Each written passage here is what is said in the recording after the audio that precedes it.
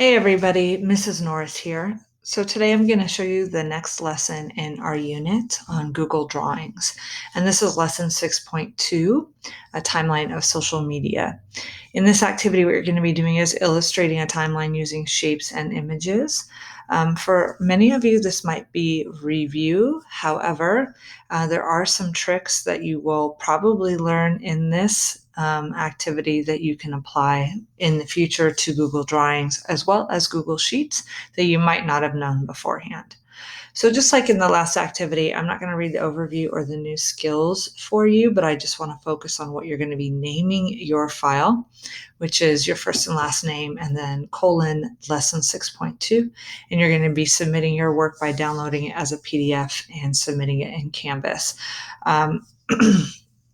I would take a second if I were you and pause this tutorial and read the overview and the new skills to yourself. All right, so you'll see that there's something different this time from the last, and that is the timeline guide, which gives you an idea of what it is that we're going to be looking for. Now, obviously, this tutorial was made in 2021. You may be watching it at an even later date than that, and you can see that the end of the timeline is 2012, so almost 10 years ago, and Vine doesn't even exist anymore. So it's less about the content and more about how to complete the steps to work on this activity. Okay, so before we move on, I would like to split my screens. So again, if you have the dual lists, it makes things much easier. You can see I've already started it with some of the skills that we've already learned so far. So I've changed the background of my drawing to a light blue 1. So just to show you, we have a light blue 1. I'm sorry, light blue 2, I apologize. And then we have a word art timeline of social media that has got the fill color of all black and is all the way up at the top of our page, similar to what we see in the guide here. And then I've made sure that my vertical red line is showing to show me that it's in the center of the page. It's been renamed first and last name lesson 6.2, and it is in my drawings folder. So I'm going to go ahead and have you pause this tutorial and set up your work, and then we'll get started when you are done. Okay, so we've done some of the things that are review. The first step of that's kind of new is we're going to insert a picture and we're going to rotate it. So we're going to insert an arrow and we're going to rotate that arrow. So I'm going to go ahead and go to insert shape, and we want an arrow. And we're going to, now it would be easy for us to do this arrow, yes. However, we want to learn the skill of rotating the picture. So we're going to go ahead and put in an up arrow or a vertical arrow. And we're going to just draw one in. Okay, we'll fix the size and everything later. And we're going to fill it in to cornflower blue. So I'm looking for cornflower blue. That's dark, light, so probably up here, cornflower blue. Okay.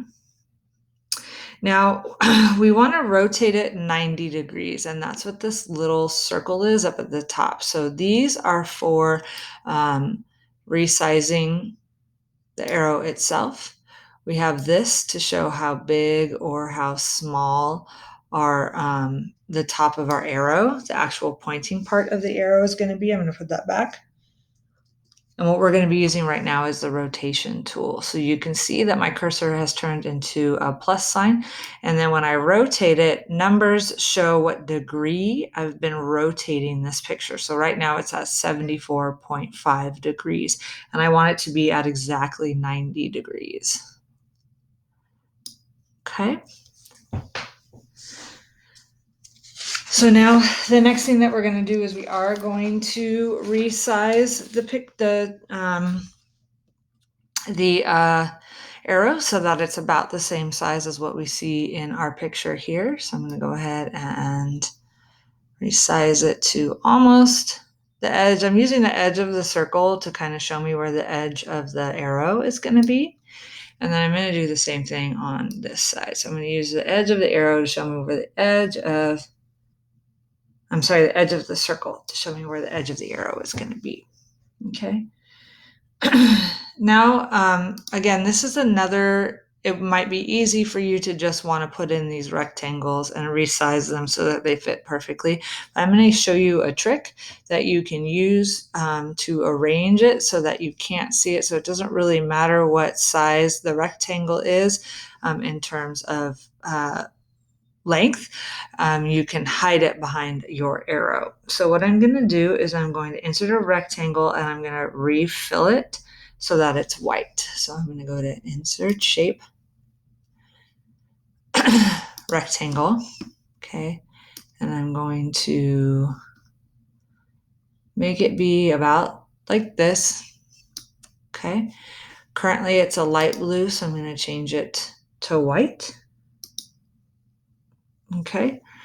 And now, obviously, I don't want it over the arrow. I want the arrow to be over it. Okay, so I'm going to, while the rectangle is still selected, I'm going to go to Arrange, and then Order, and then Send to the back.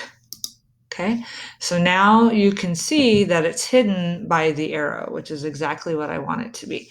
So I'm going to copy and paste this so that I have a total of 1, 2, 3, 4, 5, 6. I've already created rectangles. So I'm going to go ahead and do that. So copy and then paste. Okay, and then I'm going to position them. And that red line tells me that it's even with the second from the left rectangle, and I want it to be even with the first rectangle. So there it's even with the first rectangle. Okay, and then I'm going to do the same to about there. Now you can see that these are all in front of the arrow, which I don't want them to be. So I need to order them to the back. Okay. So I'm going to do the rest of these here.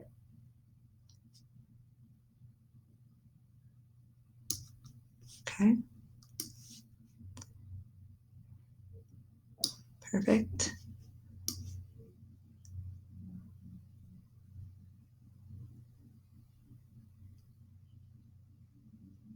Trying to get in the middle there. Okay. Now here's another trick too. If I click on the first rectangle, so first rectangle, and then hold my Shift button, next rectangle, and the next rectangle.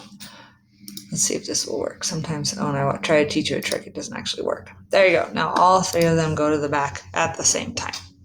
Okay. So now what we are going to do is we are going to insert text boxes to put our dates. So text box. Okay. We're going to change the font size to 24. And this is the time where resizing the shape to fit the text might actually work for us. And we're going to change the color to white. Okay. And this is 2004, which isn't working for us. So this is one of those times where this would actually work to our advantage, the automatic resizing. So one thing that we can do if I click on it is I can shrink the text. And it didn't work that time. So let's do not. Let's just forget that part and just make it wider. There we go. And now I'm going to center this so that it's center to the arrow. That's my red horizontal line. And center to the rectangle. That's my red vertical line. Okay. And then I can copy and paste the rest of my dates as well. So let's go ahead and do that.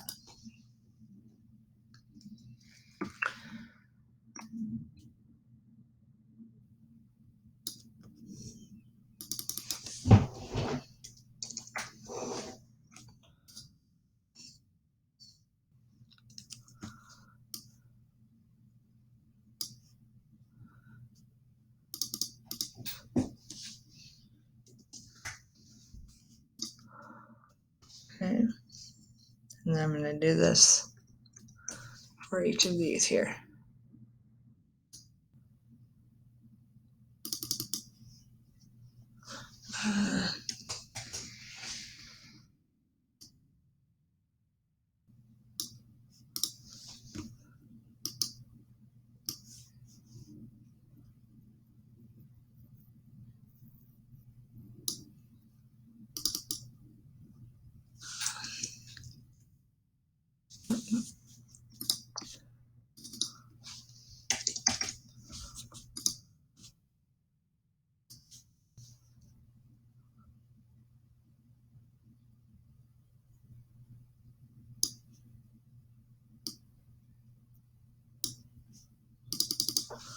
Okay.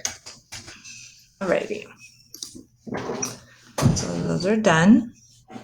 The next thing that we are going to do is insert our icons. So Facebook, YouTube, Twitter, Instagram, Snapchat, and Vine. So I'm going to go to Insert, Image, search the web, and we're going to type in Facebook logo. Okay. Let's choose the one that's closest to the picture that's on the timeline. So I'm going to go ahead and click Insert. It's going to be really big, which I don't want it to be, so I'm going to resize it. And then I'm going to bring it over here. Okay. And then I'm going to do the same for Twitter, YouTube, Instagram, Snapchat, and Vine. So I'm going to go ahead and pause this and do that, and you do the same. All right, so at this point you have all of your pictures. I just wanted to show you the last one to kind of reinforce some of the ideas when it comes to resizing an image. So our last picture is Vine. I'm going to go ahead and click Return. Okay, and here is a Vine logo that I can use. So I'm going to hit Insert.